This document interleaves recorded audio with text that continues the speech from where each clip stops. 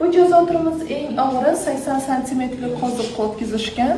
Agarda xonga qarama-qarshi bo'lib, davlatiga xiyonat qilsa va siyosatga aralashsa, shunaqa jozotr o'talgan ekan. Oxirgi surat rimlan kumush oyog'ini osmondan olib kelib, xonni haramiga kirsa. Haram bilamiz, xon xotinlari kanizaklari bilan yashagan joy. 7 metrlik minora bo'lgan, bir marotaba tashlaganlar. Erkak kishi soliq to'lashdan bosh tortsa deydi. Lekin omadi kelib o'lmagan. Chunki o'zini davrida erkaklar o'ziga katta kiyim-kiyimlarni kiyib yurishgan, parashyut vazifasi o'talgan, o'shaning ham o'lmagan deb aytiladi.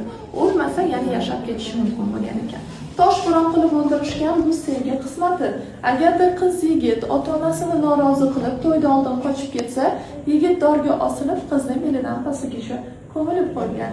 E'tibor berib qarasangiz, hamma erkakning boshida telpak cho'girma bor, lekin otasining boshida cho'girma yo'q. Sharmandaligim degan ma'noni anglatgan. Qachonki qizi o'lgandan keyin cho'girmani yana takror kiygan ekan. Basi. Xon qabulxonasi. Albatta.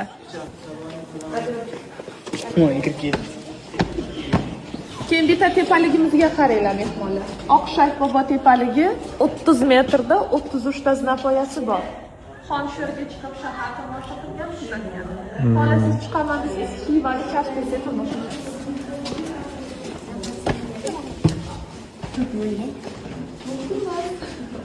Bu joyimiz xon qabulxonasi. Qarshimizda ko'rib turgan taxtimiz original emas, maket.